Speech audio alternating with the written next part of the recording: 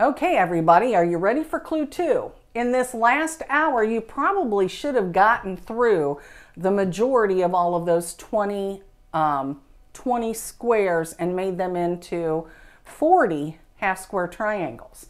So clue 2, we're going to talk about squaring up these blocks so that we can use them in our quilt. Now, there's more than one way to skin a cat on this. I personally prefer to cut or to square my blocks before they're pressed open.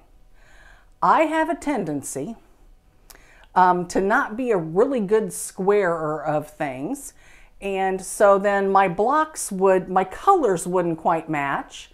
I'd have a little more on the white side than the colored side, and once somebody showed me this little trick, it's like these things go together like butter because they all match the colors and the same size and everything. So I'm going to show you a trick that was new to me, but some of you people that have been quilting forever, you might say, well, I've known this for years, but here we go. All righty. So you have your half square triangle blocks, and we're going to take them like this and we are going to square them up. Now, there's a couple different tools you can use to do this with. One is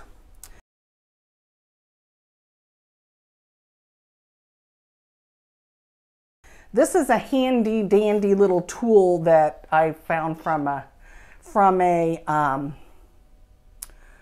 Missouri Star Quilt Company tutorial, and it's called the Clearly Perfect Slotted Trimmer. And this thing is just neater than the dickens, and they come in multiple sizes. Might help if I turn it over so that you can read the drawings on this. This one goes anywhere from a 1-inch finished square to a 10-inch finished square. These squares are going to be 9.5 finished. What this ruler has is there's a dotted line. This dotted line is your seam line. And what you do is you place this dotted line on your seam line for the size that you want your quilt to be. Okay? So, I like to turn it over to the dark side because I can see my seam well. And if I put that right on the seam line and I kind of move it over till I have a little bit of everything sticking out on both sides. You can find sometimes that your ends will be on the seam line, but you may have had a little mishap and it went a little wonky in the middle, but that's all right. Life doesn't end. So you just take this, I've got it positioned on my sew line, and you go like this. And this, we'll see how well this works. I'm a little backhanded here. Okay. That's cutting like a new blade. It is a new blade because we had issues.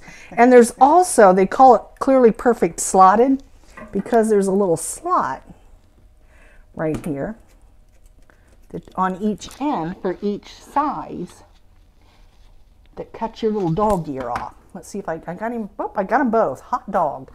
So now you notice that this one was a little goofy and I had a little extra white and not quite enough. But when I trimmed it, it trimmed it up perfect. This is going to be a nice square block and it's going to go together really easily.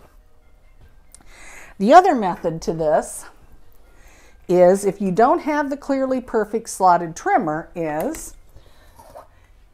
if you have a 9.5-inch Omni-Grid or whatever brand you like, regular square, I found out from a friend that you can use your line that goes across the diagonal here and put that on your sew line. So I can put that yellow diagonal on my sew line from one end to the other so that it's pretty well set. I can cut off my little dog ears here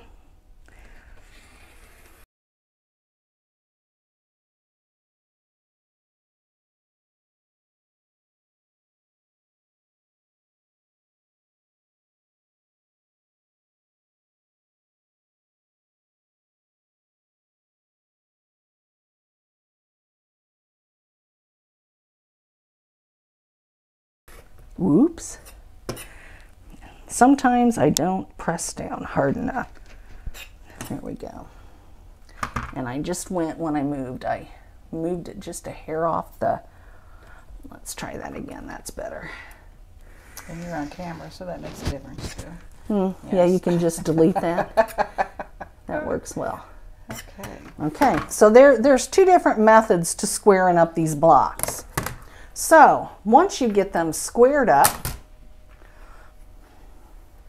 and you'll have to figure out, I had to figure out which way to lay my blocks down in which direction, depending on if you're right-handed or left-handed or whatever works when you're trying to finagle around the square to get them trimmed.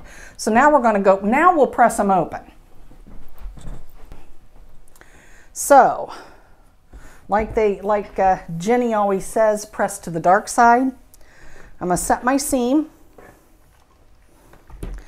And then, don't you love that little iron? Yes, those are fun, yes. And then I am going to press it open. My seam is going to the dark side.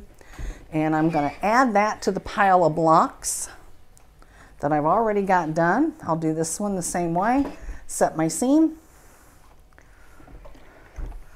And just press it open. And you're not pulling and tugging, you're just flipping it over? I'm just flipping it over, and I know you're supposed to like press. I have a tendency to iron, but yeah. And then that is how you square up those blocks. So you've cut them, you've got them squared, whichever way works for you, you've got them pressed open. So just start making a pile here on your ironing board until you get all of those pressed open, because for the most part, we don't have too many more steps left to go, and you're going to have a quilt top.